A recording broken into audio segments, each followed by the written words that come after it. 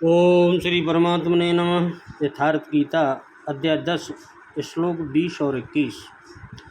अहमात्मा गुणाकेश सर्वभूताशय अहमादिश्य मध्यम च भूतानामन्त एव च आदित्यानामहं विष्णु ज्योतिषामुरविसुमान् मरीचिर्मरुमा ऋतामस्मि नक्षत्राणामहं शशि। भगवान बोले, हे अर्जुन, मैं सब भूतों के हृदय में स्थित सबका आत्मा हूँ तथा संपूर्ण भूतों का आदि मध्य और अंत भी मैं ही हूँ। मैं अदिति के 12 पुत्रों में विष्णु और ज्योतियों में किरणों वाला सूर्य हूँ तथा मैं 49 वायु देवताओं का तेज और नक्षत्रों का अधिपति चंद्रमा हूँ। भगवान अपने प्रमुख स्वरूपों का वर्णन कर रहे हैं। अर्जुन, मैं सब भूतों के हृदय में स्थित सबका आत्मा हूँ तथा संपूर्ण भूतों का आदि मध्य और अंत भी मैं हूँ, अर्थात जन्म मृत्यु और जीवन भी मैं ही हूँ। भगवान ने कहा, और मैं अदिति के 12 पुत्रों में विष्णु और ज्योतियों में प्रकाशमान सूर्य हूँ, वायु के भेदों में मरीच नामक वायु और नक्षत्रों में चंद्रमा हूँ। स्पष्ट किया भगवान।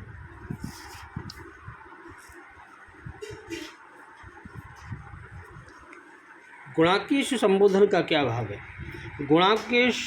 गुणाक का निद्रा को कहते हैं, उसके स्वामी को गुणाकेश कहते हैं। भगवान अर्जुन को गुणाकेश नाम से संबोधित करके यह भाव दिखलाते हैं कि तुम निंद्रा पर विजय प्राप्त कर चुके हो, अतः मेरे उपदेश को धारण करके अज्ञान निंद्रा को भी जीत सकते हो। भगवान ने कहा, सर्वभूताशय स्थित विशेषण के सहित आत्मा पद किसका वाचक है और वह आत्मा मैं हूँ, इस कथन का क्या अभिप्राय है? समस्त प्राणियों के हृदय में स्थित जो चेतन है, जिसको पराप्रकृति और क्षेत्रज्ञ भी कहते हैं, उसी का वाचक यह सर्वभूता स्थित विशेषण के सहित आत्मा पद है। वह भगवान का ही अंश होने के कारण वस्तुतः भगवत स्वरूप ही है।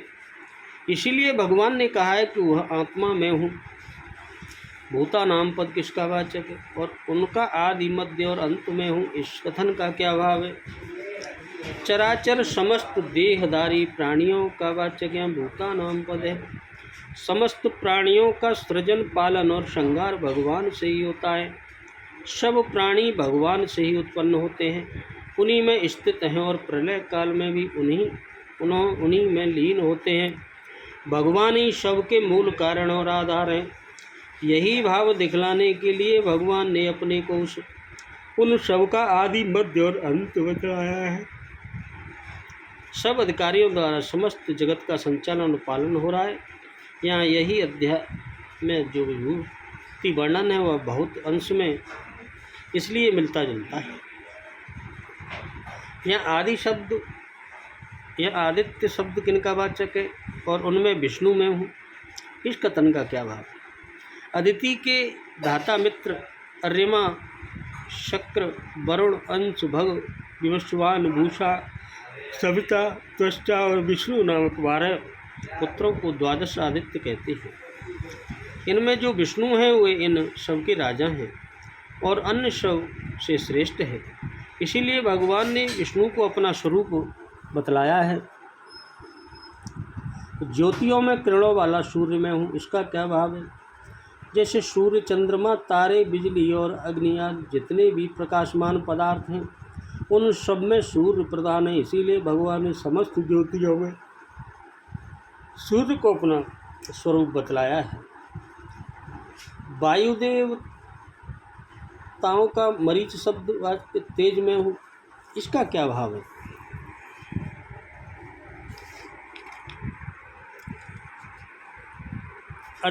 दिति पुत्र 49 मरुद्गण दिति देवी के भगवत ध्यान रूप व्रत के तेज से उत्पन्न हुए। उस तेज के ही कारण उनका गर्भ में विनाश नहीं हो सकता था, इसीलिए उनके इस तेज को भगवान ने अपना स्वरूप बतलाया। नक्षत्रों का अधिपति चंद्रमा में हूँ, इसका क्या अभिप्राय। अश्वनी, भरणी, कृतिका आदि जो 27 नक्षत्र हैं उन सब के स्वामी और संपूर्ण तारामंडल के राजा होने से चंद्रमा भगवान की प्रधान विभूति है, इसीलिए यहाँ उनको भगवान ने अपना स्वरूप बतलाया है।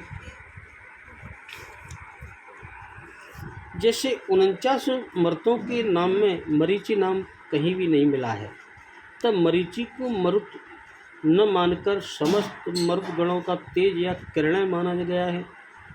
49 मरुतों के नाम क्या है। सत्य, सत्वज्योति, आदित्य, सत्य ज्योति, तिर्यक ज्योति, सज्ज्योति, ज्योतिष्मान, हरित, ऋजित, सत्यजित, सुषेण, सेनजित, सत्यमिरण, मित्र, अभिमित्र, हरिमित्र, कृत, सत्य, ध्रुव, ध्रुव, धर्ता, विधर्ता, विधारय, ध्वांत, धुनि, उग्र, भीम, अवियु, साक्षिप, इद्रक, अन्याद्रक, याद्रक, प्रतिकृत, श्रक, शमिति, सर्रंभ, इदृक्ष, पुरुष, अन्यादृक्ष, चेतस, शमिता, शमिदृक्ष, प्रतिदृक्ष, मरुति, शरत, देव, दिश, यज, अनुद्रक, शाम, मानुष और विष। वायु प्राणों से गर्भ प्राण तथा अन्य प्राणों में कुछ नाम भेद पाए जाते हैं, परंतु मरीच नाम कहीं नहीं मिलता। इसीलिए मरीच को मरुत न मानकर समस्त मरुत गणों का तेज या किरण माना गया है। दक्ष कन्या मरुत्वती से उत्पन्न पुत्रों को भी मरुतगण कहते हैं। हरिवंश भिन्न भिन्न मनमंत्रों में भिन्न भिन्न नामों से तथा विभिन्न प्रकार से इनकी उत्पत्ति के वर्णन पुराणों में मिलते हैं।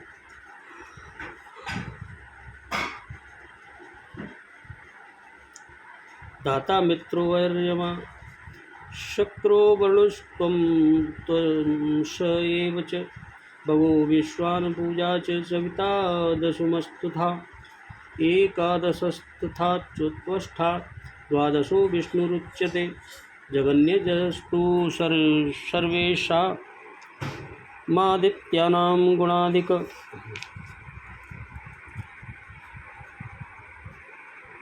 कश्यप जी की पत्नी दिति के पुत्र बहुत से पुत्रों के नष्ट हो जाने पर उसने अपने पति कश्यप जी को अपनी सेवा से प्रसन्न किया। उसकी सम्यक आराधना से संतुष्ट हो तपस्वियों में श्रेष्ठ कश्यप जी ने उसे वर देकर संतुष्ट किया।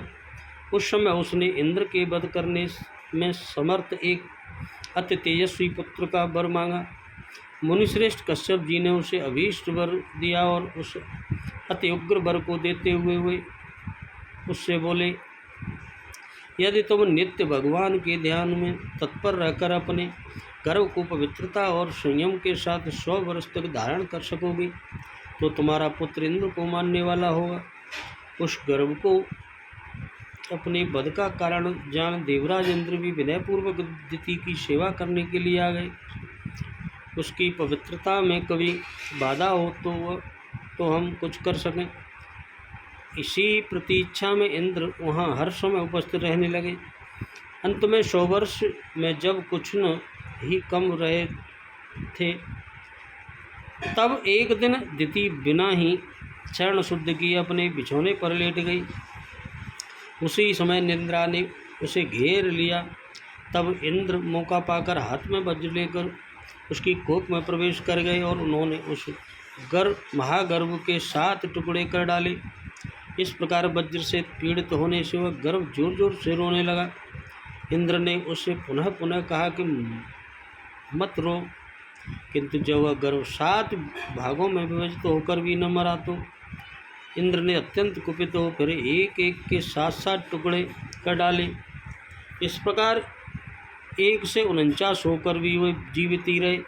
तब इंद्र ने जान लिया ये मरेंगे नहीं। वे ही अति वेगवान मरुत नामक देवता हुए।